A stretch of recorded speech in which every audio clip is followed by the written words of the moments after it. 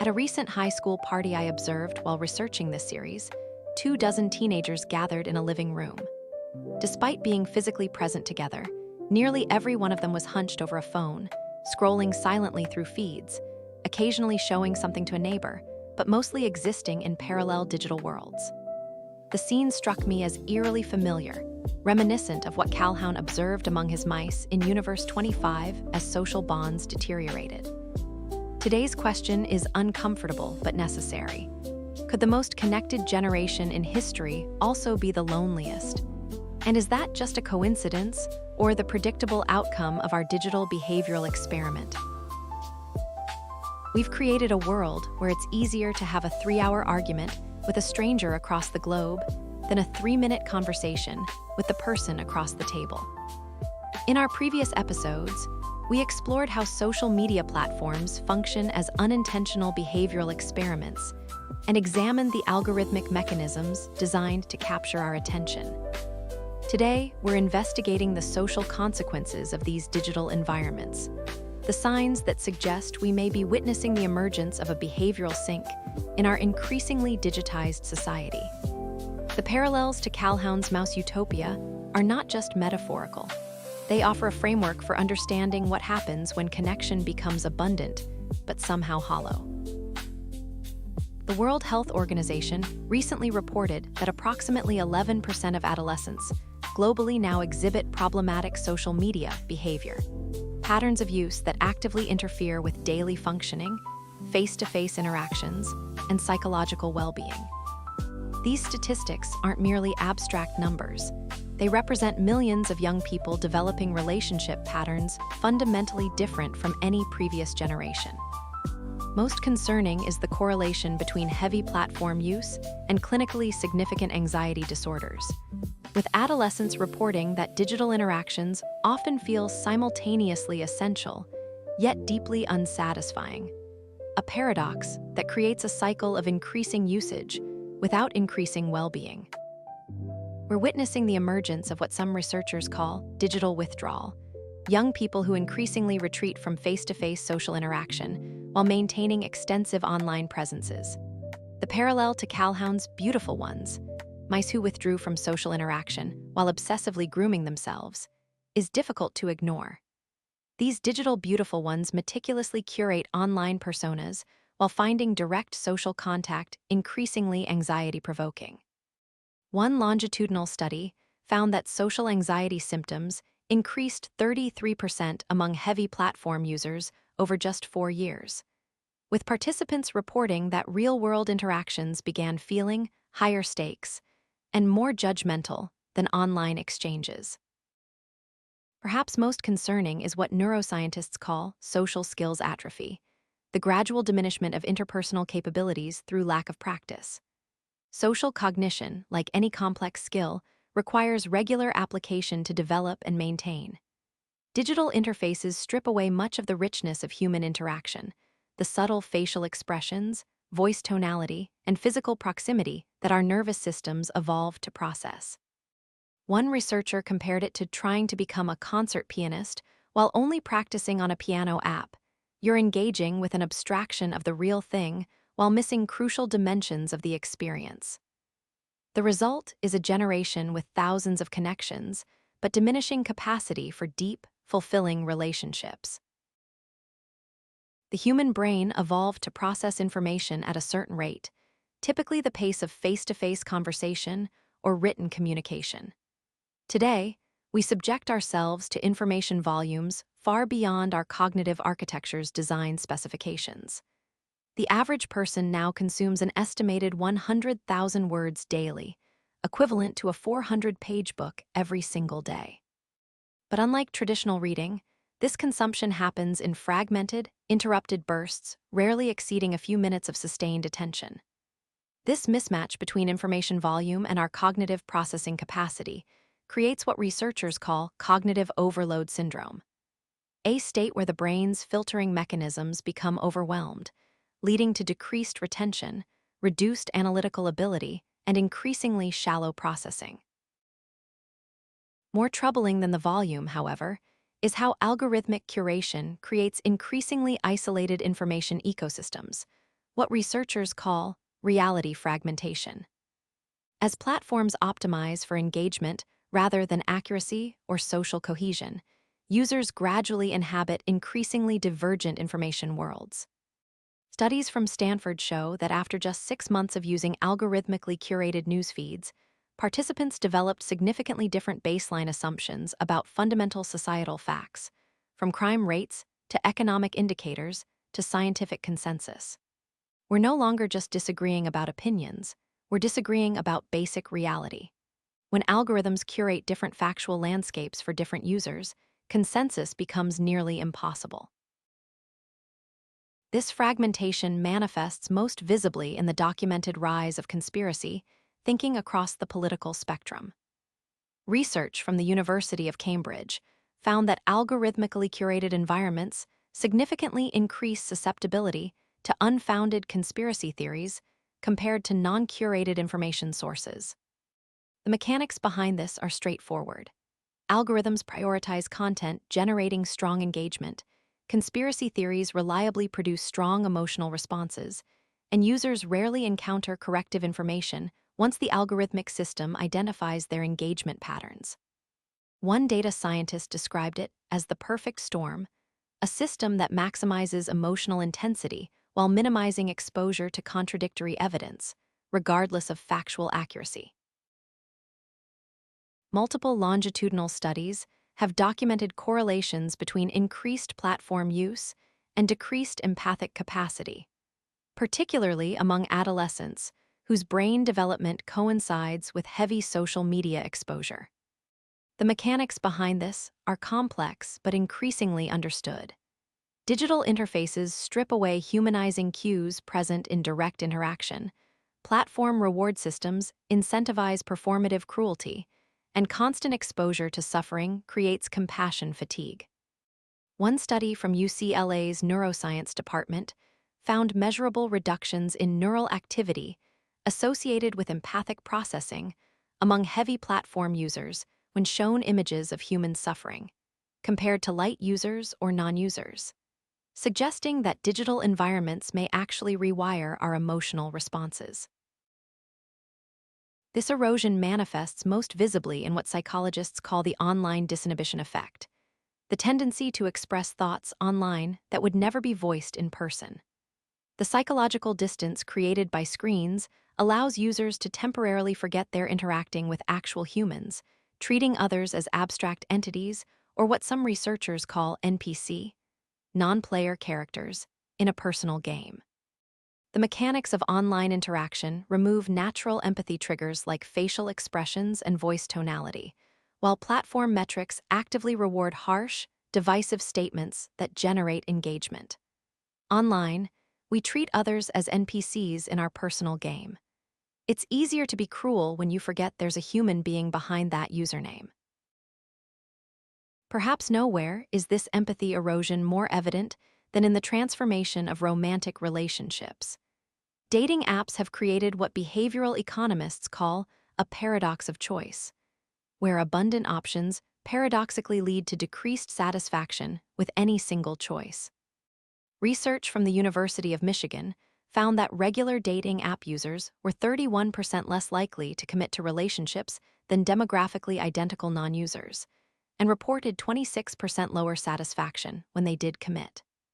The pattern mirrors classic behavioral economics findings that excessive choice leads to decision paralysis and reduced commitment, the nagging feeling that a better option might be just one more swipe away. As one researcher put it, we've transformed human connection into a consumer product, complete with comparison shopping and the persistent illusion of perfect options just around the corner. Political polarization is often discussed as if it were simply the result of ideological disagreement, but research increasingly suggests platform mechanics play a significant role in its amplification. A 5-year study tracking political attitudes found that platform users experienced significantly greater attitude polarization than demographically identical non-users, even when controlling for initial political leanings. The mechanics driving this are increasingly clear.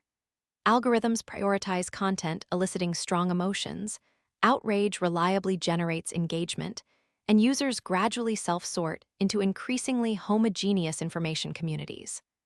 What begins as mild disagreement gradually transforms into tribal identity, where opposing viewpoints are not merely different, but morally suspect.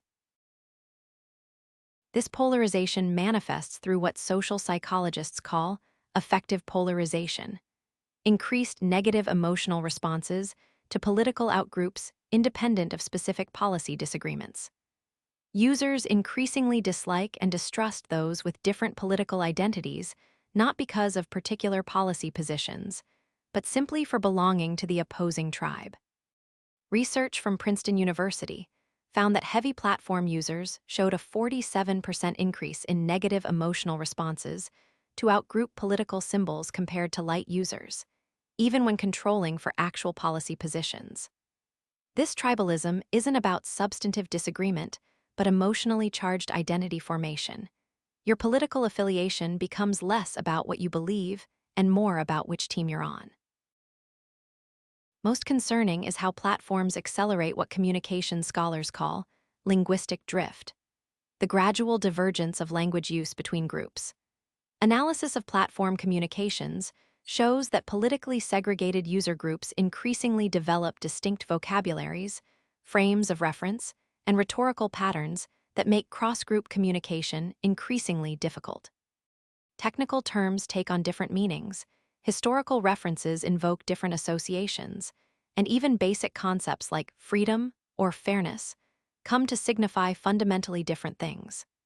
This linguistic segregation creates what one researcher called mutually unintelligible moral languages, where groups not only disagree, but increasingly lack the shared linguistic framework necessary to even understand the disagreement itself. The human attention system evolved for a particular information environment, one with natural breaks, limited inputs, and physical constraints on information flow. Digital platforms systematically override these natural limitations through infinite scrolls, push notifications, and content algorithms designed to maximize engagement. The result is what neuroscientists call continuous partial attention, a state where we're perpetually dividing our cognitive resources across multiple inputs without ever fully focusing on any single task. Research from Stanford University found that heavy media multitaskers performed significantly worse on cognitive control tasks, showing diminished ability to filter irrelevant information and maintain focus despite perceiving themselves as more effective at multitasking. This continuous partial attention leads to documented changes in cognition, particularly in how we process information. Studies show that exposure to platform-style information feeds gradually shifts cognitive processing toward what researchers call horizontal information seeking, broad, shallow processing that prioritizes novelty and immediate relevance over depth or context. After adapting to this information environment, users become less likely to engage in vertical information seeking, the deeper processing needed for complex analysis or sustained learning. Most concerning is how quickly this shift occurs, with measurable changes in information processing patterns emerging after just 2 weeks of increased platform usage. Perhaps most significantly, these cognitive changes appear to persist beyond platform usage, affecting how we engage with information in non-digital contexts. Researchers at Cambridge University documented what they call platform-induced cognitive impatience, decreased tolerance for slower-paced or nuanced information delivery after extended platform exposure. In practical terms, regular platform users showed decreased ability to engage with longer written texts, complex arguments requiring sustained attention, or any information not delivering immediate dopamine feedback.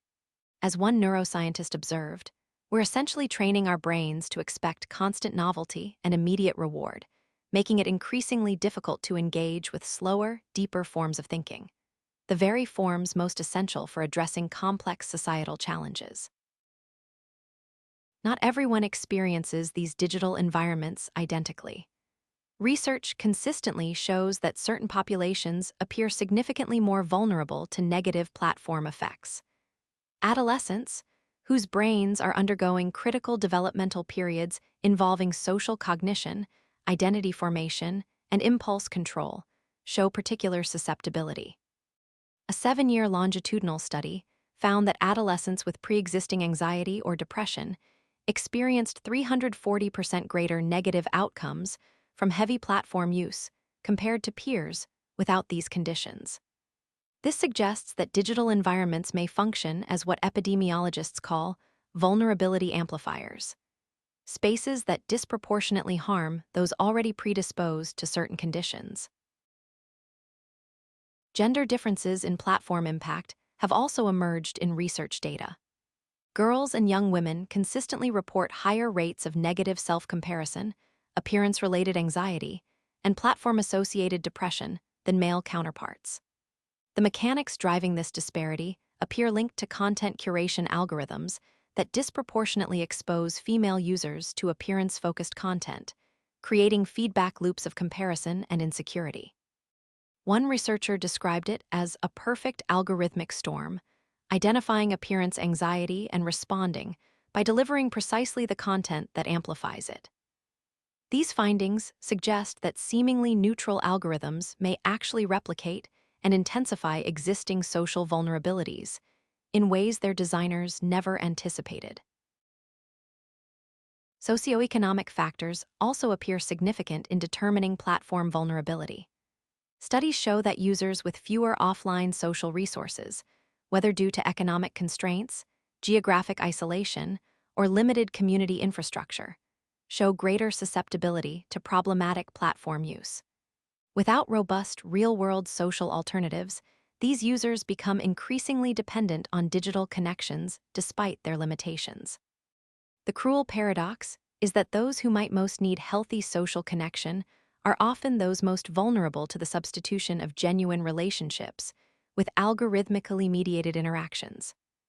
As one sociologist noted, digital platforms often function as inequality amplifiers, offering the appearance of equal access while actually intensifying existing social divides. Beyond individual impacts, these platforms create unprecedented conditions for behavioral contagion, the rapid spread of actions, attitudes, and emotions across populations. Network analysis demonstrates that digital platforms dramatically accelerate what sociologists call emotional contagion, the transfer of emotional states between individuals. A landmark Facebook study, later criticized for ethical concerns, demonstrated that manipulating emotional content in user feeds measurably altered the emotional content of their subsequent posts, confirming that emotional states spread through these networks even without direct interaction.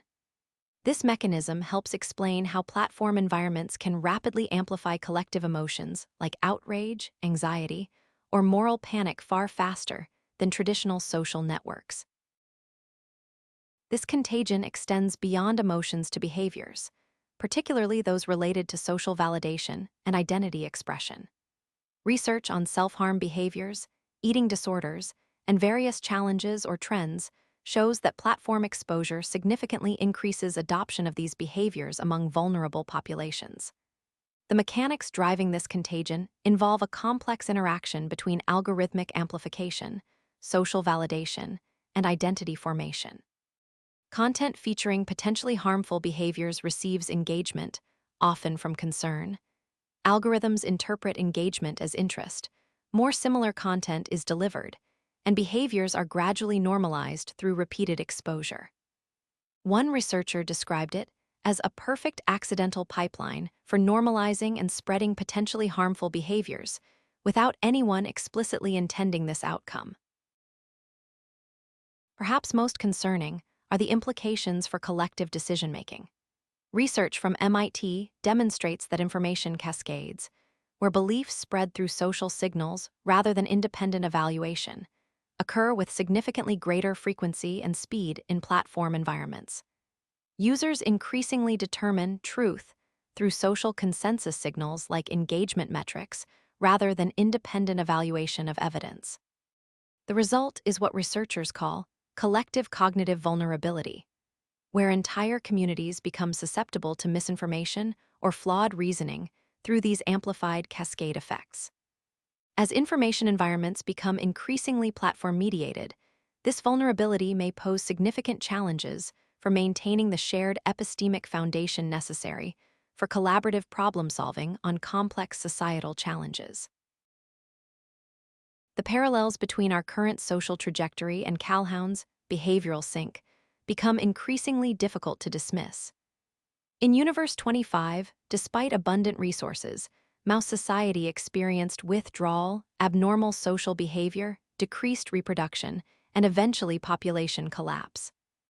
Today, despite unprecedented connectivity, we observe increasing social withdrawal, rising loneliness, declining birth rates across developed nations, and deteriorating mental health metrics, particularly among younger generations most immersed in digital environments. The mechanisms differ, but the pattern of social dysfunction despite resource abundance shows remarkable similarity. However, several critical differences distinguish our situation from Calhoun's mice. Most importantly, humans possess metacognition, the ability to think about our own thinking and recognize the environments shaping our behavior. Unlike mice, we can identify problematic patterns and potentially intervene before reaching critical thresholds. Additionally, our digital environments, unlike Calhoun's physical mouse enclosure, can be redesigned through both individual choices and collective action. The question isn't whether these environments influence us. They unquestionably do. But rather, how conscious and deliberate we choose to be about these influences and their long-term implications for our collective well-being. Perhaps most importantly, the digital behavioral sink, if indeed emerging, results not from deliberate design, but from the unintended consequences of optimizing for seemingly innocuous metrics like engagement or user growth. No platform architect set out to create social dysfunction, yet by optimizing narrow engagement metrics without accounting for broader social impacts, these systems inadvertently created conditions that may undermine the very social fabric they claimed to strengthen. This realization offers both caution and hope. Caution about the unintended consequences of powerful optimization systems, and hope that, by recognizing these patterns, we might still redirect our technological development toward more beneficial outcomes. The evidence suggests we may indeed be witnessing the emergence of a digital behavioral sink, a technological environment that, despite intentions of connection and information access, increasingly contributes to social dysfunction. The patterns we've explored, from rising anxiety and withdrawal to reality fragmentation and empathy erosion, align disturbingly well with the breakdown Calhoun observed in his mouse utopia. The key difference is our capacity for awareness and intervention before reaching the point of irreversible damage. These platforms aren't simply neutral tools. They're environments that shape behavior, cognition, and social dynamics in ways their creators likely never anticipated. The most concerning aspect is how these effects disproportionately impact vulnerable populations, particularly adolescents, whose neural and social development occurs within these digital environments. The algorithmic amplification of existing vulnerabilities creates the potential for widening social divides rather than bridging them. As platforms increasingly mediate our information access, social connections, and daily interactions, their influence extends far beyond individual choice into the foundations of collective functioning. The stakes are not merely personal well-being, but the maintenance of the social and epistemological fabric necessary for addressing complex collective challenges. However, unlike Calhoun's deterministic mouse experiment, our digital future remains unwritten. The recognition of these patterns creates the possibility for both individual agency and collective response. Individual awareness of platform mechanics provides some protection against their most manipulative aspects, while broader recognition creates the foundation for potentially reimagining these environments to better align with human well-being and social flourishing. The question isn't whether to embrace or reject technology, but rather how to design digital environments that strengthen rather than undermine the foundations of healthy individual and collective functioning. In our final episode, we'll explore possible futures for our relationship with these technologies.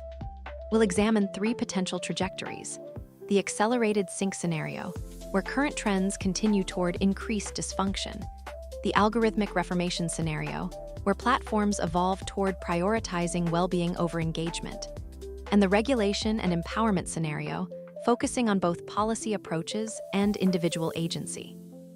We'll investigate what each path might mean for social cohesion, cognitive development, and our collective problem-solving capacity.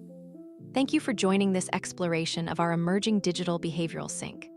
Until next time, remember that recognizing the experiment is the first step toward reclaiming our role in it, not as unwitting subjects, but as conscious participants who might yet redirect these powerful tools toward more beneficial ends.